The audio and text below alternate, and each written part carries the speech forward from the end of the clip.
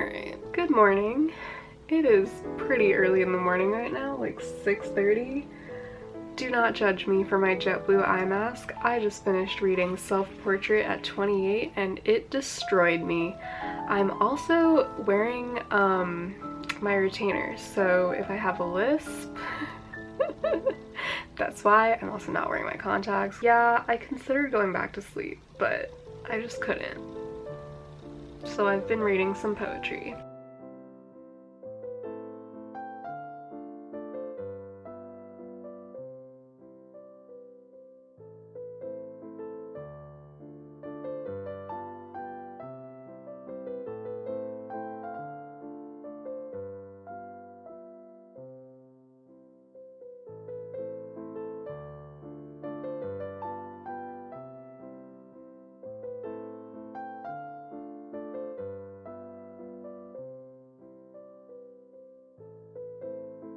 So I just finished Actual Air, and it was really good. There were several poems that I really liked in here, but I figured I would share one of the shorter ones. It's called Imagining Defeat, and it's on page 13.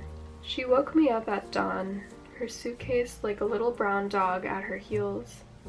I sat up and looked out the window at the snow falling in the stand of blackjack trees, a bus ticket in her hand. Then she brought something black up to her mouth.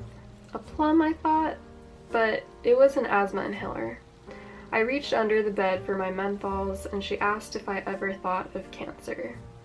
Yes, I said, but always as a tree up ahead in the distance where it doesn't matter. And I suppose a dead soul must look back at that tree, so far behind his wagon where it also doesn't matter, except as a memory of rest or water. Though to believe any of that, I thought, you have to accept the premise that she woke me up at all. Alright, I think I'm going to read A Nail the Evening Hangs On next. I'm really excited for this one too.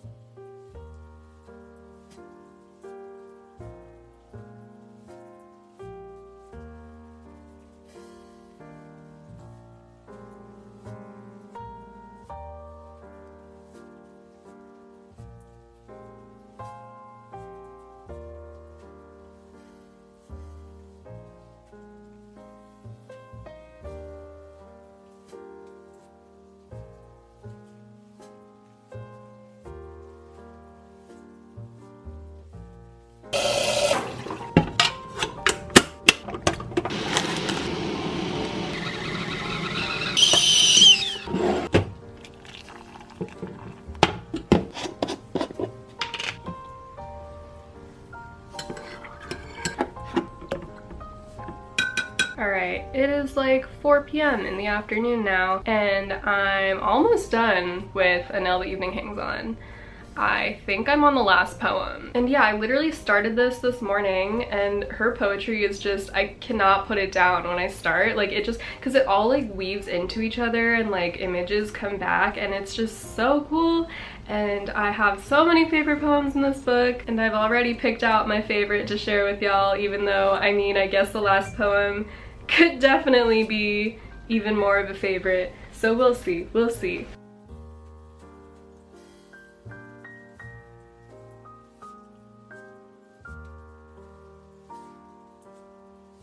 Oof, okay, that last poem was also super good, oh my god. It is a bit on the longer side though, so I think I'm still gonna share the one that I chose. It's called The Radio Brings News on page 24.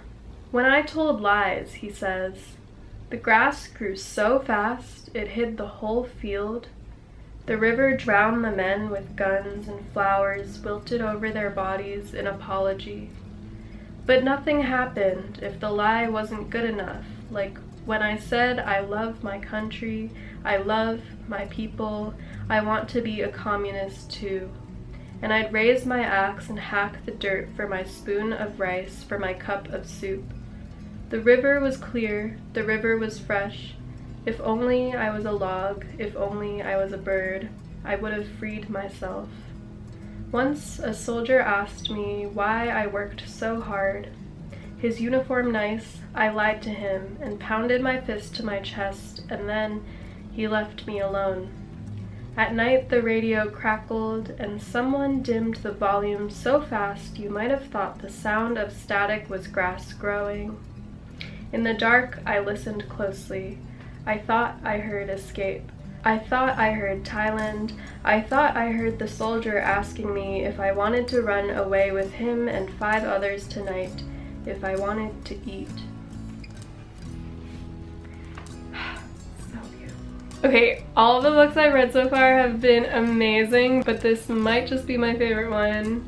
And when I say might, I mean absolutely 100% this is my favorite one so far. I think this is gonna be pretty hard to beat, honestly. It was so good. Okay, next I was planning to read Falling Awake by Alice Oswald, but just let me enter that into my Goodreads real quick. I also have to start making some food soon, so I'm just gonna read for like 5 minutes. I'll read until I finish my tea. How about that?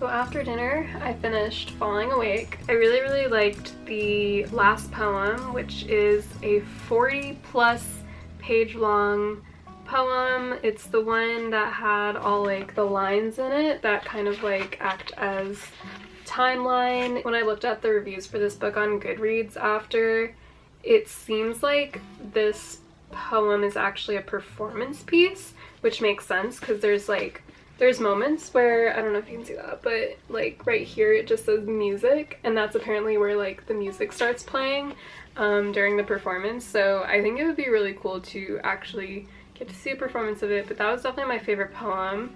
But it was also very long, so I'm not gonna share it. I'm gonna share a poem called Body instead, that's on page 12. This is what happened. The dead were settling in under their mud roof, and something was shuffling overhead. It was a badger treading on the thin partition. Bewildered were the dead, going about their days and nights in the dark, putting their feet down carefully and finding themselves floating, but that badger, still with the simple heavy box of his body needing to be lifted, was shuffling away alive, hard at work, with the living shovel of himself.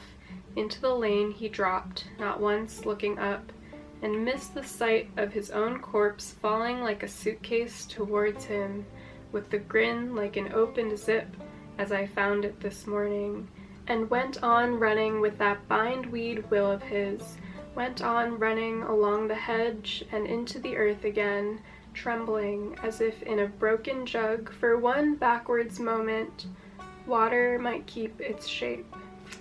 And that's Falling Awake. Now I've moved on to Bluettes by Maggie Nelson.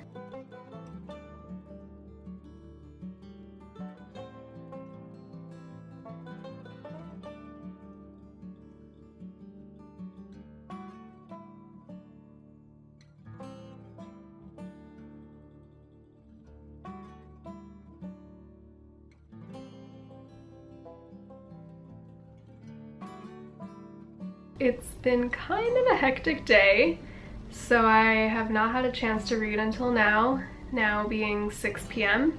What was I gonna say? Oh yeah, it's day 3 of no internet. So if this keeps being a problem, I might not be able to upload my Trick Mirror book club video this Sunday. I'll try my best to put out an announcement about that. You'll not even see this video until after that probably, so I'm just gonna start reading.